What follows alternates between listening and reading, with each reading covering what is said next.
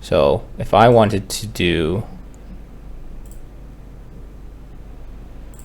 thumbnails for these, for my anime movies and anime series, because it's all scattered, I would go to settings, go down to libraries, hit the 3 dots for the anime movies, because that's what I'm doing, select analyze. It's going to be a pop-up to optimize the thumbnail and do it for both.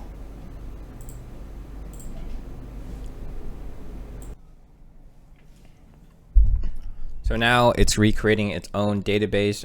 So it's everything that's been recently added. And now it's reformatting the thumbnails.